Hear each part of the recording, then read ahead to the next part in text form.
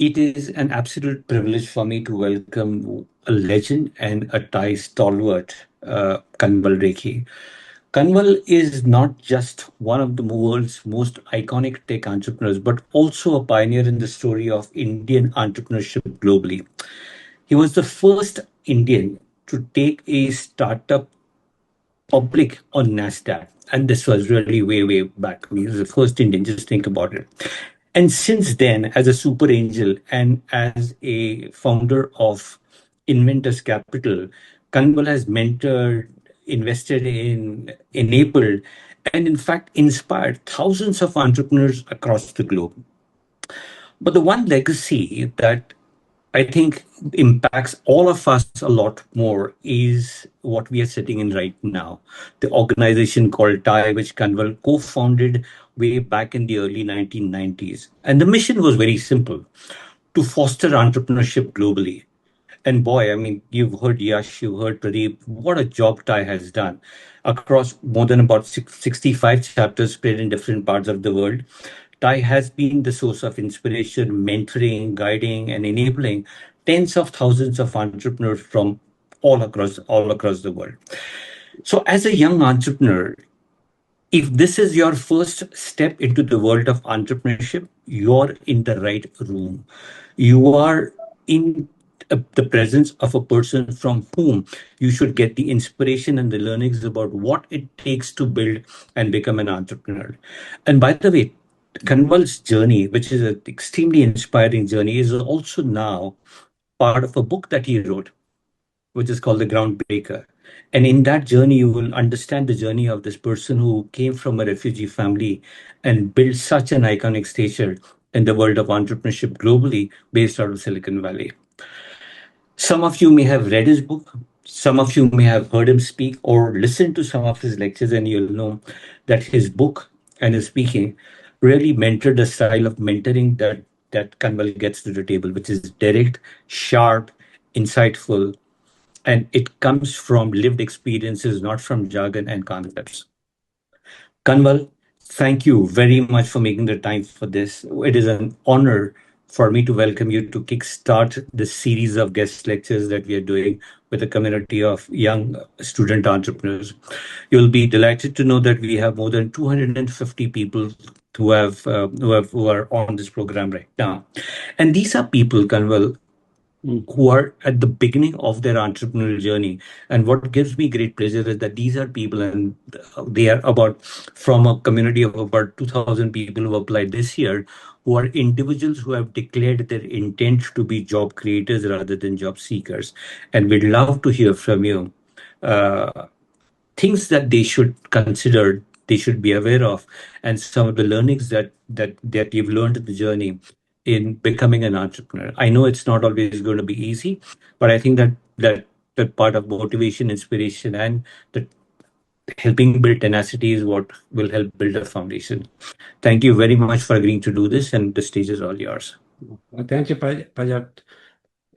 Good morning, everybody. Yeah, it's 7:30 here in California. And I want to start by saying, yeah, I'm really happy to see that you guys have made up your mind this early in your life to become entrepreneurs. So when I was growing up in India, the notion of becoming an entrepreneur was unthinkable. Yeah, you prepared for a job. Yeah, preferably a government job.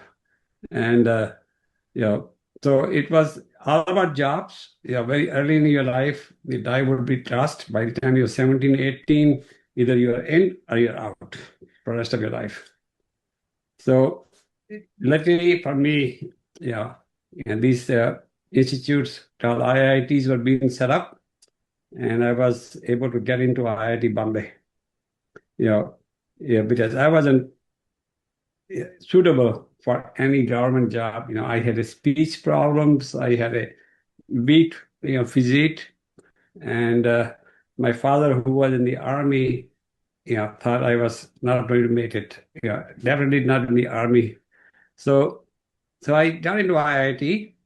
Yeah, IITs didn't have the brand and the reputation that they have now.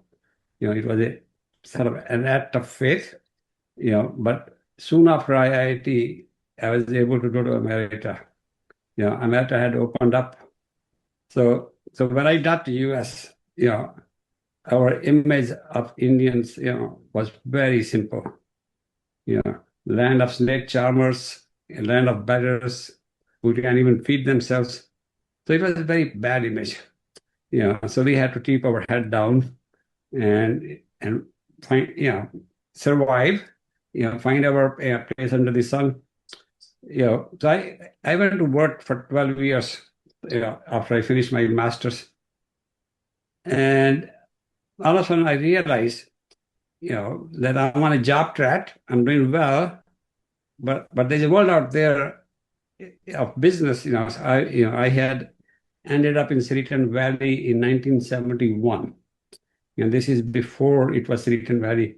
There were startups. Intel was a startup, AMD was a startup, National, long before Apple happened. So there were people leaving jobs to become entrepreneurs. By mid 70s, I'm starting to scratch my head. Why can't I be an entrepreneur also? Why all these people, mostly white people, they are able to leave their jobs and go become an entrepreneur. Why can't I be an entrepreneur? Why not me? And just because I'm an Indian, that was the only answer I had, because people under me, people working with me were becoming entrepreneurs. So by late 70s, this idea that, I have to go try. I am better than these people. I am, very good engineer. I have some smart ideas. So by late 70s, this idea became almost unbearable. I have to go try. Am I good enough? What's the matter with me? Am I too dependent upon a paycheck? So around 79, 80, I decided that I want to become an entrepreneur. I need to prepare myself. And the first thing you need to prepare yourself is to make sure you can survive without a paycheck for a year or two. Start saving money, start changing your lifestyle to cut your expenses. So by 1981, I was ready. And 1981 was the year IBM PC was introduced as a desktop computer by IBM.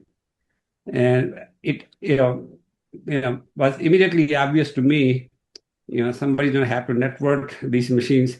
There was IBM PC, there was IBM mainframes, there were mini computers, there were Unix machines, there were Supermicros, and all of a sudden, I said, somebody's going to have to network these machines. They cannot, be in the same office and not share data.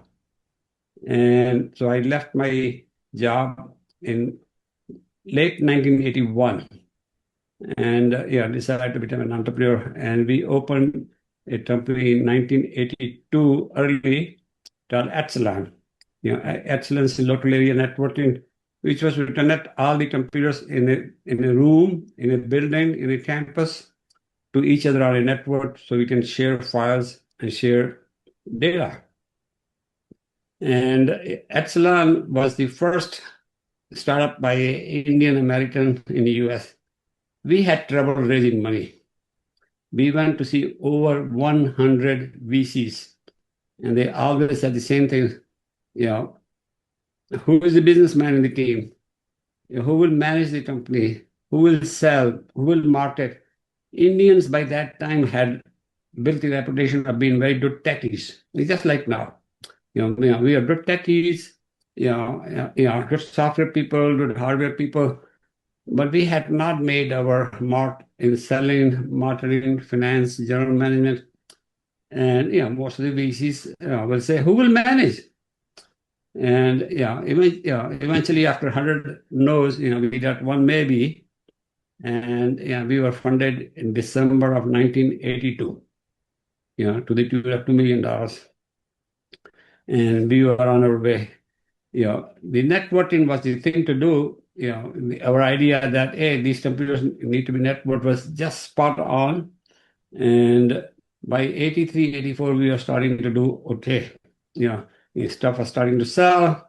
But we were we were doing okay, but not great. Yeah. So one of my partners, who was the CEO, general manager, finally had to be removed, by the board, and I was made the interim CEO. And once I became the CEO, first thing I did was to move myself from the engineering part of the company and moved into sales and marketing part of the company. And overnight, I became VP of sales, VP of marketing. Of course, I was the CEO, and very quickly focused on nothing but sales and marketing, and sales took off. And we became very successful very quickly, enough to go public by early 1987. If you remember, I started the company in early 82, 5 years from the start, 4 years from the funding, we went public, very rapid growth. So I want to stop there on the basic message, but I want to give you a few more things. It was a very lonely journey for me. It was a very lonely journey for me, because nobody believed in us. Indra had messed up, so all the Indians were considered as not smart people. Again, not the marketing sales material. And so when I needed help, there was nobody to talk to. The board members would say, you Indians are not very good at selling and marketing. Why are you not happy being an engineer? So every time I needed help, and I had to shut up and dig deep inside, because nobody from outside was helping us.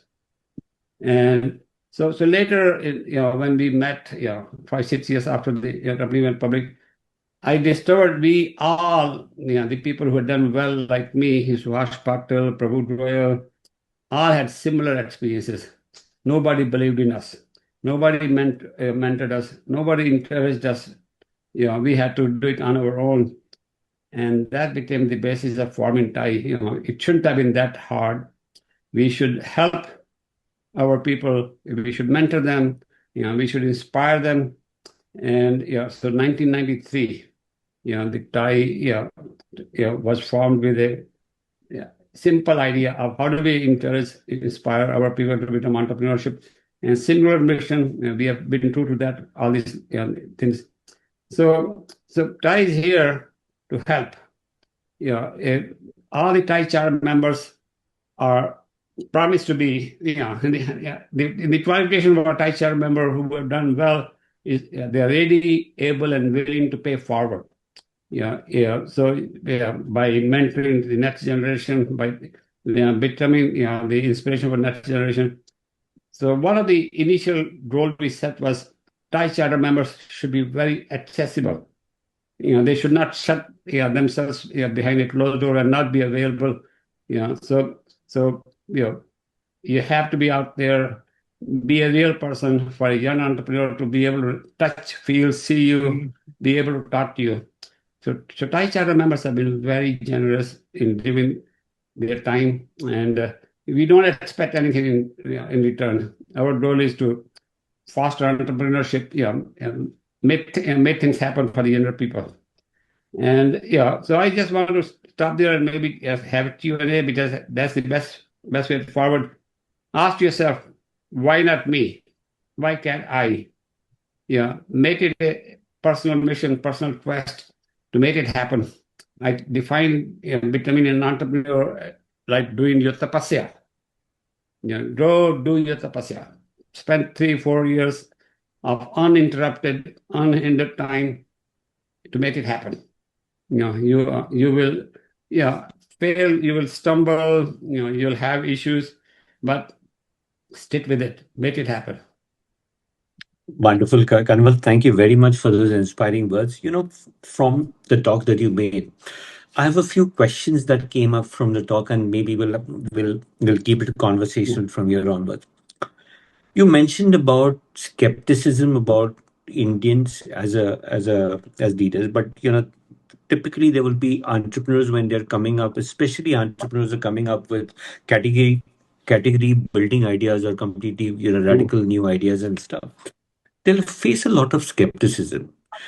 They will face skepticism from the parents and maybe the family. They may face skepticism from the business and the ecosystem that they need to engage with.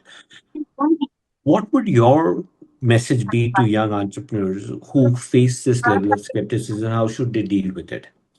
So, so Indian middle class values are very straightforward. Yeah, Indian middle class values are very straightforward. Beta.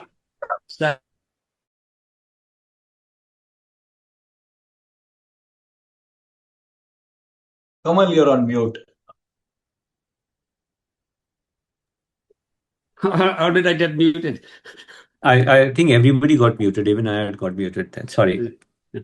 So, beta doctor bano, beta engineer bano, beta responsible bano. So the Indian middle class values have been very, very well set. No parent says beta entrepreneur bano. Except Marwadis and maybe Parsis, right? Very few of them. So you have to deep inside. Your parents will not encourage you. As a matter of fact, your friends will not encourage you. Once you decide to become an entrepreneur, you become less available to your friends for fun things, and you become a bore. So they will start to laugh at you. They will ignore. You don't get a good job with the multinationals. They think you are a fool, leaving the money behind the table. But all this stuff is what you have to overcome from within yourself. You're not here for a short-term paycheck as a mission in life. You're here to become an entrepreneur to make it happen over a long period. And all this stuff has to come from inside. One of the things TiE does, it provides you a forum where you find like-minded people. You are an oddball in your community, in your home, in your friendship circle, but at TiE, you find people who are on a similar mission in life. And so, it's like going to a temple and find the believers who believe in the same thing that you do. So TiE becomes a way, but ultimately you have to dig deep inside, because that's where the thing will come. To be able to last 3, 4, 5 years of hardship, deprivation, you're not going to make as much money, money is going to be tight. Everybody thinks you're a fool, you have to be doing what you're doing. But that's what it takes. That's what it takes. Nobody's going to ask you to do it. You have to tell yourself to do it. You have to give yourself a chance to make it happen. And Kanwal, a follow-up question to the point that you made, that they will have to persevere through tough times. Where does that tenacity come from? Would you suggest people follow something that they have identified as something that will have high potential, or should they follow something in which they are most passionate about? The tenacity has to come from inside yourself, right? Most of the Indians will not have a history of family business. Will not have any relatives who have been in business. So it's not it's not like Marwadis, where your grandfather will teach you the ropes.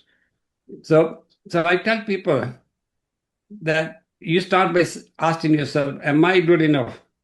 Am I smart enough? If yes, then what's holding me back? And just to let you know, only 1 to 2% of the population succeeds as an entrepreneur.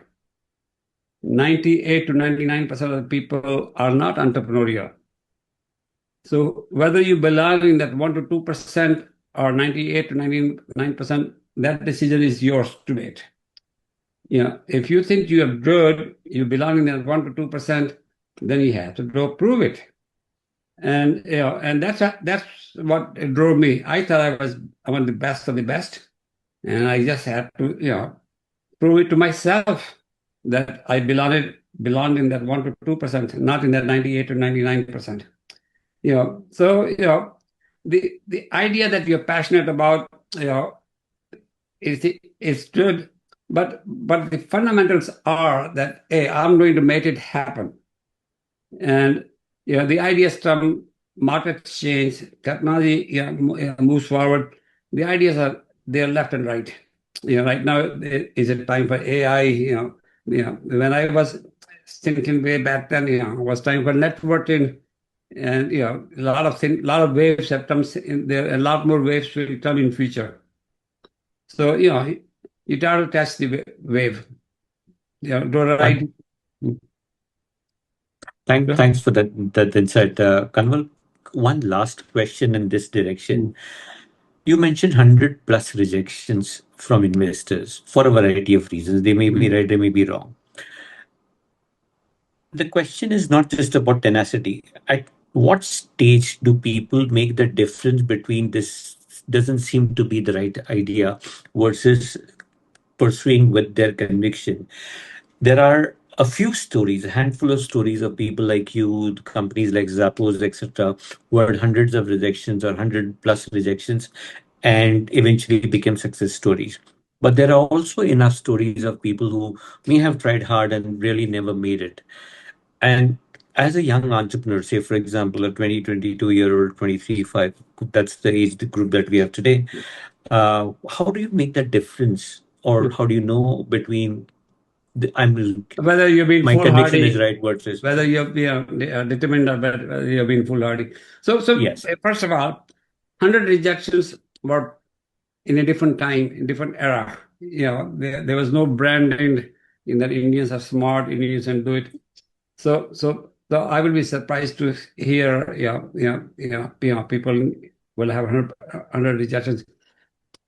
Eventually, like I mentioned, is only 1 to 2% of the population succeeds. So even when you're good, you may not be good enough. Every time you don't look for funding for every time if somebody comes to look for funding from me, I have 20 people asking me for funding at that time. So even when you're good, somebody else may have a better idea. In my opinion, and I might fund him rather than you. So rejection does not mean you're bad. Rejection means at that instant for that investor, you lost out because there was somebody with a better idea, right? But if you get too many rejections nowadays, then you have to wonder, is it my idea? So what am I doing wrong, right? So you always have to go back and soul search, and eventually, from within yourself, but like I said, only 1 to 2% of the population succeeds. You'll have to decide it's not for me, and that happens very often. And maybe it's not the time for me right now. Maybe I need to gain some more experience, maybe some more, So blame is on you, not on the world, not on the investors, not on anybody else. If you don't get funded, do the soul searching. If you're not getting anywhere, what am I doing wrong? Rather than Got it, got it, Kanwal. Thank you. blaming others will not get you anywhere. I agree with you completely. Kanwal, I'll change track a little. You also mentioned that you had to let go of one of the co-founders, and I'm going to roll that concept or that point into two questions. One is about taking hard decisions and how important it is to take hard decisions that is not going to be that are about interpersonal relationships, etc. And the second question related to that point is the importance of co-founders and what your learnings have been, not just from your own journey, but from the patterns that you've seen in people actually becoming good co-founders when they currently don't have one, but are seeking somebody. So your dosti, is not a good basis for finding a co-founder. You need to find a co-founder who, in your opinion, is good in his every respect. The somebody who's worthy of your respect, not worthy of your friendship. Somebody who you think is as good or better than you, and it's almost always better to find somebody with a complementary set of skills. If you're a good hardware person, find somebody with a good software skills. If you're a good tech, you find somebody with a good marketing, sales, sense. So the company requires all sorts of skills. It's like any team. You need a bowler, you need a batsman, you need a wicket keeper. So you need complementary set of skills. So find people who are as good as you are or better than you are, who have complementary skills, and also they're compatible with you. And compatible, I mean, you don't want to get to the place where there's some basic friction, that you don't get past, that thing. The mutual respect becomes a very much, in the basis of having a good, then somebody, you are willing to go to war with, you can trust him with your life, on your side. And so, just to let you know, my co-founder Inder Mohan was very good technically. He was IIT Kharagpur, he was a Yale PhD, but he was not sales and marketing guy that he thought he was. Yeah. So, sales and marketing guys are outgoing, they're out there, making things happen. He was office bound. And when stuff was not happening, he will blame product rather than, a lot of his effort. So he got fired only because, the numbers were not happening over 2 years. And so when I took over, within 3 months, the sales took off. Because I started to advertise, I started to go speak at the conferences, and so when things don't happen, eventually, you looked at yourself, you looked at your team, and it's the hardest thing to do is let a partner, a team member go. I tell people you haven't arrived and become a real CEO until you're able to fire your own brother. Yeah. And For lack and of Kanwal, performance. that's one point that I want to double click on, because a lot of times, at least I've also seen, people amble along because they don't want to take the hard decisions, which They don't eventually, want to drop the in boat. trying to protect that one relationship, it impacts everyone. Yeah. I just want you to elaborate, but maybe some examples if you have, or the importance of something like this. And I have a slightly different Yeah. question on the co-founder part, but on this Let me one, answer that one. yes. I had my brother working with me. I loved him, but he was a non-performer. This is a different person. Yeah, he was a non-performer. So I told my mother I had to let him go. I'll pay his salary from my own pocket. Because I love him, but I can't let him destroy the company. The morale is low because people think, Kanwal is not able to make hard decisions, that need to be made. Remember, when you become a CEO, when you become an entrepreneur, you are not your own person anymore. You are responsible for a lot of people. A lot of people who are working with you depend upon you making right decisions. They're like, they have entrusted their life in your hand. So you become a person, who has to make it happen for the other employees, who has to make it happen for the investors, who has to make it happen for the customers who depend upon your product. So you have to become more than just an individual, with the friendship circle. You are exalted as an individual, who has to make things happen for a larger purpose. Because being a successful entrepreneur, is yeah, is a privilege. Is a privilege. That comes only because you are. I remember I talked about this is being your personal tapasya. Tapasya means you give up everything to make the thing happen, right? So Kanwal, So yeah, so, so and yeah, so the only door, you didn't do it until you make it happen. Everything else is secondary. Everything else is secondary. Your role is to I make it happen for yourself, for your employees, for your customers, for your investors. completely agree with you. Mhm. And Kanwal, therefore, given that many of these people may have started many of the student entrepreneurs or aspiring student entrepreneurs may have started the journey on their own. I would love for you to really highlight the importance of a co-founder, and if you were to Mm. advise them on how to think about what the co-founder is. Of course, complementarity of skills, etc., is important. But say, for example, you mentioned about compatibility.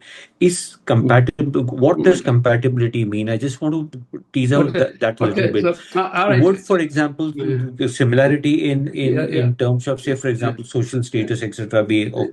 Yeah. So, so the being an entrepreneur, is putting yourself out there where you have very high highs and very low lows all the time. One day you're at the top of the world, something worked, you're feeling great. Next day, a customer canceled an order or something doesn't work anymore. You fall off the edge of the world. So you have this issue of being on a roller coaster. You want a partner, and hopefully, you and your partners are sort of on a different wavelengths. At this, when you are feeling high, he says, "Hey, don't get exuberant, don't get too you know, optimistic," and he puts you down to keep you on the ground. And when you're feeling low, he puts you back up. So you need the partners to keep each other on the even key. So like I mentioned, it's a team sport, but it's also a very lonely journey. A lonely journey. A partner provides you the company. Because he's having going through similar experiences, but hopefully, two of you are not high at the same time, low at the same time, and that happens almost all the time because we all are different human beings. Our emotions are more personal. So having a partner you respect, yeah, yeah, and who is making you Oh, by the way, the partners also keep each other honest. And I don't mean honest in terms of being not cheating. Yeah, and this is honest being in terms of being believing. When you start to feel too good about things, and your partner doesn't see what you're seeing, he says, "Hey, what are you so excited about? We still have all those issues, why are you so you're so confident that this stuff is working or this stuff will work?" So he makes sure that you don't get too far ahead of yourself, and you do the same thing to him.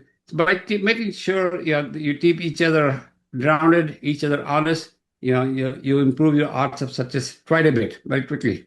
You don't end up believing in your own propaganda, your own lies, your own beliefs.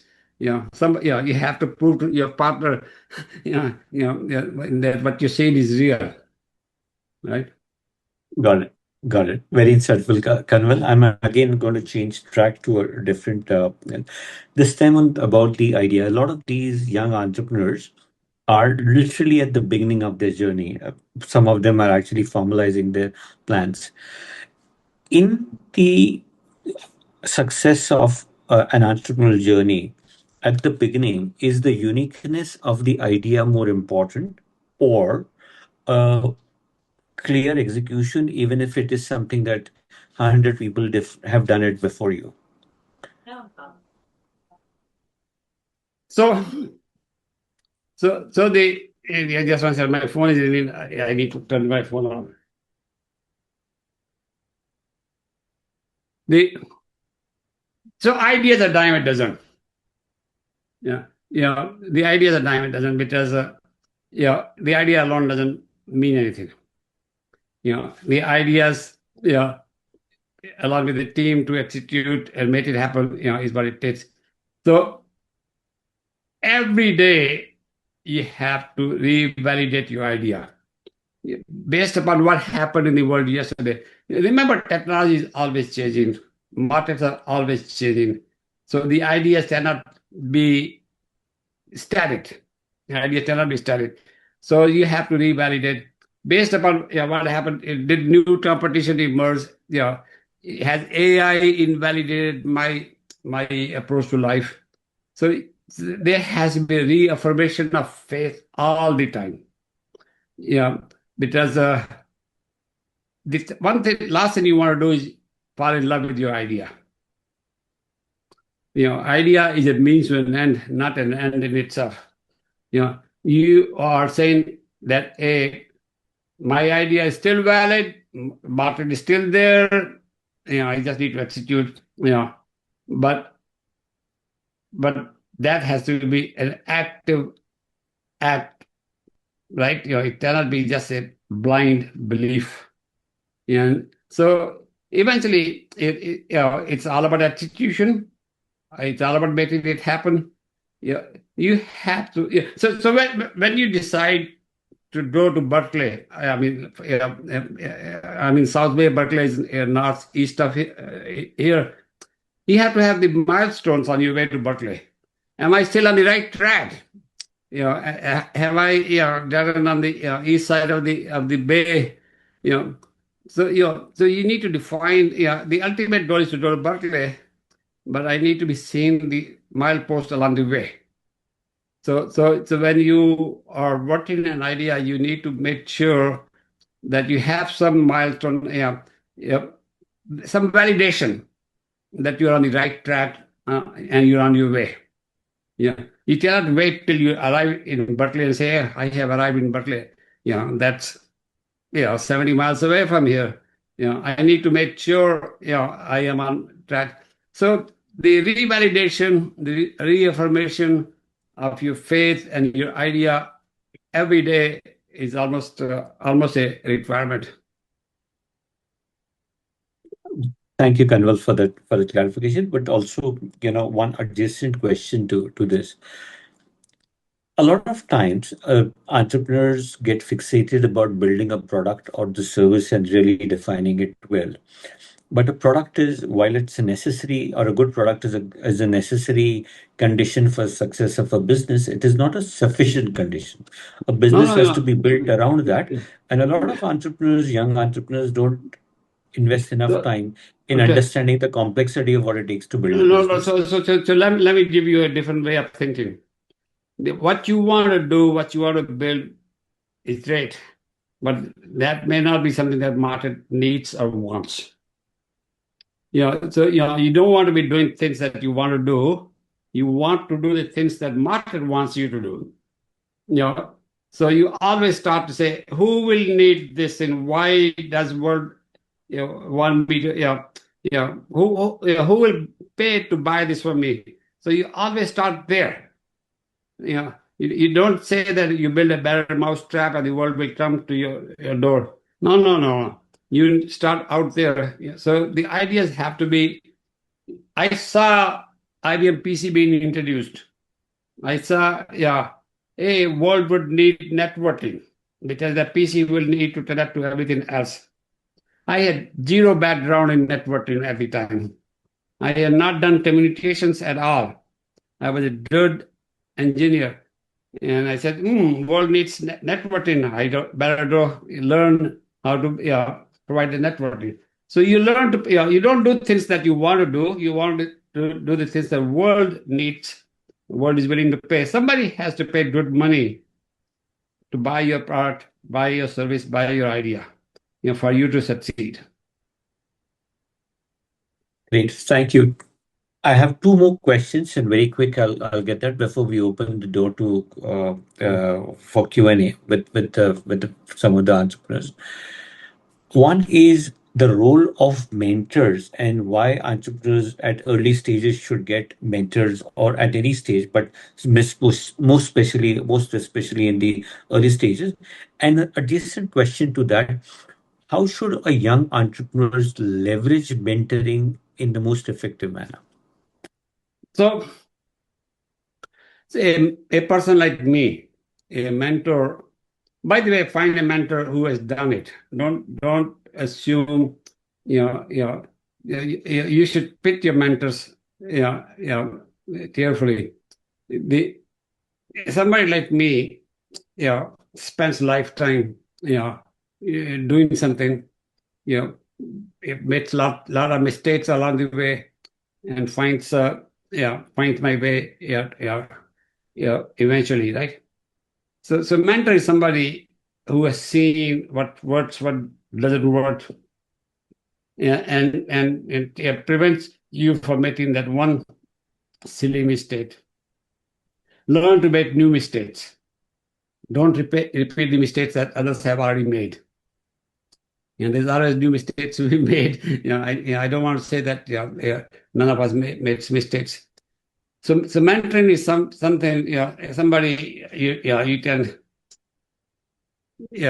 lean on a bit. And but remember, if you need to lean on somebody too much, you're not gonna make it. So you need to go to somebody when you're stuck. When you need a moral support, when you need some personal validation, a good mentor will also tell you, hey, it's all right to make that mistake. This happens all the time. You don't want a mentor who's really beating you up, right? But at the same time, you have to be the toughest taskmaster for yourself. Yeah, so like in my case, what I used to do when I didn't have any mentors, I used to sit down and write my problem. Here's the issue I am wrestling with. I don't know what the answer is. Hopefully, yeah. Then few hours later, I will read that note and say, "Hey, if I was having that problem, I will do this." I'll write the answer back to myself. And then I say, a few hours later, I say, yeah, why didn't I think of that? So I will go back and forth with myself. And within a day or two, I'll reach a conclusion. Yep, this is what I should be doing. So I was self-mentoring at the time. A good mentor will walk you through your issues and make you decide what's the right thing to do. Rather than if a mentor is telling you what to do, you don't want him as a mentor. A mentor ought to be telling you how to think, how to go about making a decision. So a good mentor is a person who brings the best out of you.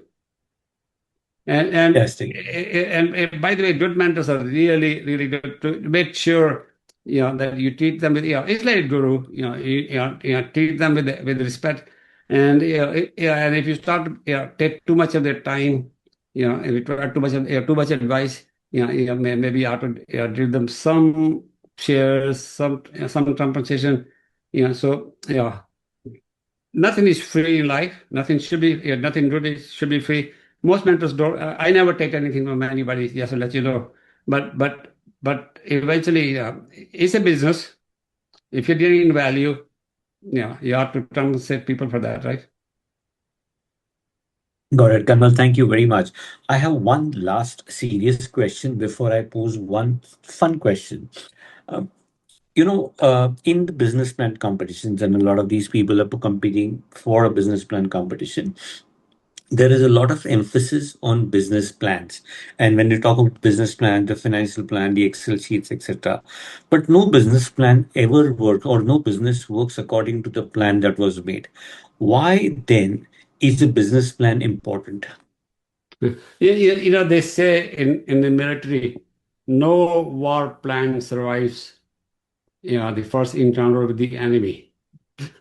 Because enemy has his own plans too. And that so no fixed business plan ever works. A business plan is a structured way at a given time to think. If this happened, this is it's an analysis of the what's out there and resources that you bring to the party and what's the best way forward. But as you engage with the customer, as you engage with the market, as you engage with things, business plans is always evolving. Based upon new data, new inputs. There are certain things. How much money you have, what resources you have. So the rate at which you can modify is constrained by them. But no business plan, is forever or should be forever. I mentioned earlier, markets change, technology changes, yeah, yeah, competition emerges. I define doing the startup business as driving on a mountain road at night when the road takes the hairpin bends your visibility is limited by your headlights, and you have to make the turns when the road turns almost 180 degrees sometimes. So startup is like driving at the mountain road at night. You cannot That is the stay, most you cannot get off the road, fall into the ravine, right? that's one of the most interesting definitions of entrepreneurship that I've heard. Not too many people or not everybody is cut out to drive in the mountains, and if you do enjoy driving in the mountains, then that's a high that entrepreneurship gives. But one last question, and I'll keep it a little more fun. What would today's Kanwal tell Kanwal, 20, who was 22 years old? Not just in the context of entrepreneurship, but Well, generally in life. yeah, I don't go to Michigan Tech. Yeah, the temperature was 30 below zero. You tell me from Kanpur, in the plains, where it was hot. I transferred from Kanpur to Michigan Tech. The temperature when I left Kanpur was 80 degrees. When I arrived in Michigan Tech was 32 degrees. And within a month after I got to Michigan Tech, temperature was zero, and it went as low as 30 below zero. Yeah, so but I had fun. There's not much I would change. There's not much to change. I had a pretty charmed life. Yeah, yeah. I don't remember having hard times. Yeah, I mean, I'm sure I lived, didn't have much money, yeah, and it was pretty lonely. But looking back, it was all fun.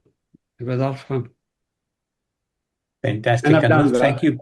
Mm. Of course, yeah. I mean, there are some stories that inspire a company. There are some stories that inspire several people. There are some companies, there are some stories that inspire a generation. Your story Mm. and the kind of things that you've done will inspire and impact Yeah, several generations. yeah, So yeah, thank you yeah, for yes, yeah, being who you yeah. are and doing what you have done Yeah, for us. yeah, yeah. So let me make a point, Prajakt, here. I come, I came from very humble, ordinary background. Very, it's a story of India. Yeah, I had speech issues. I went to Hindi medium schools. Yeah, and but I had a determination.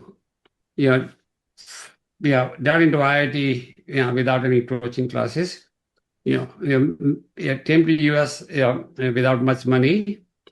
And made it happen. So the point I tell people, don't let anything stop you. Don't let anything hold you back. Don't say, woe is me. Just look forward and say, what's my best way forward? How do I make it happen? Just assume the full burden of making it happen. Don't blame others. Don't blame your circumstances. You don't blame your fate. Don't blame your lot. All right. And well, can't thank you enough. And as somebody who's known you for several years, I can tell you, whether it is a session like this, which is the first formal session that we've ever done, or maybe a 30-second corridor conversation, I have always gone back richer with the kind of insights that I've gathered from you. It's just so inspiring to hear your story. Thank you very much for being who you are and what you've done for the world of entrepreneurship and young people.